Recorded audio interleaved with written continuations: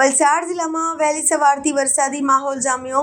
જિલ્લાના કપરાડા તાલુકામાં ધોધમાર વરસાદ વરસ્યો। કપરાડા તાલુકાના સુથારપાડા, સિલધા સહિતના વિવિધ વિસ્તારોમાં ધોધમાર વરસાદ વરસ્યો। વરસાદ પડતા લોકોને ગરમીથી રાહત મળી હતી।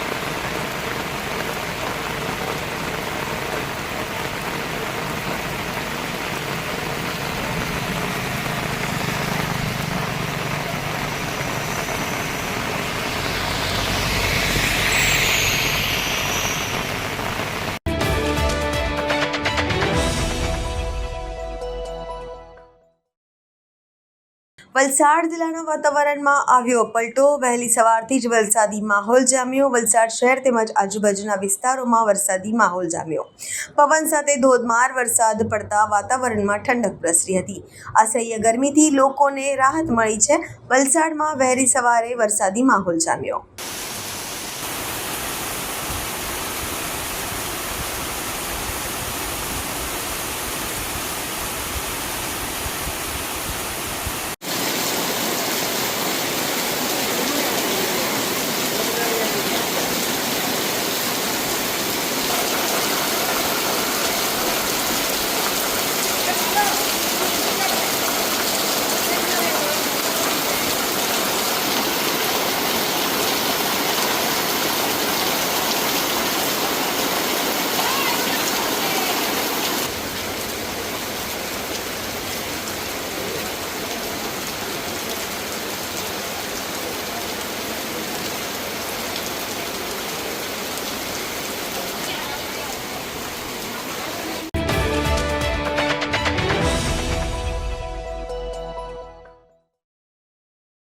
વલસાડ જિલ્લામાં વહેલી સવારથી જ વરસાદી માહોલ જામ્યો છે। વલસાડ અને વાપીમાં વરસાદ વરસ્યો હતો।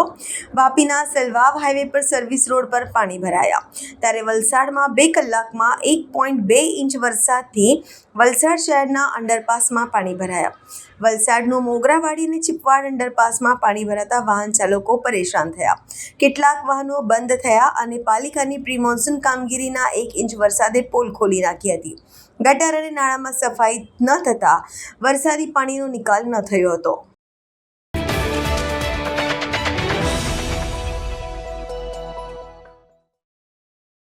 વલસાડ નગરપાલિકાની પ્રી મોન્સૂન કામગીરી માત્ર કાગળ પર જ જોવા મળી। પ્રથમ વરસાદે જ પોલ ખોલી પ્રજા પરેશાન। કુંભકર્ણ નિદ્રામાંથી જાગેલું પાલિકા તંત્ર પાણી ભરાયા બાદ કામગીરી શરૂ કરવામાં આવી।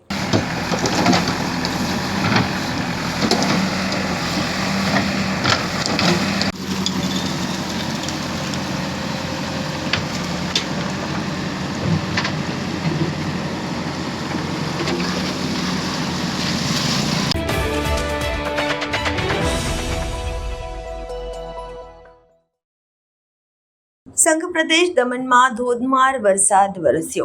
પ્રથમ વરસાદમાં જ દમણ નગરપાલિકાની પ્રી મોન્સૂનની કામગીરીની પોલ ખુલ્લી પડી ગઈ છે। દમણના કિલ્લા અને આજુબાજુના વિસ્તારમાં પાણી ભરાયું। રાહદારીઓ અને વાહન ચાલકો પરેશાન થયા। પ્રદેશમાં વરસાદની હવામાન વિભાગની આગાહી કરવામાં આવી છે।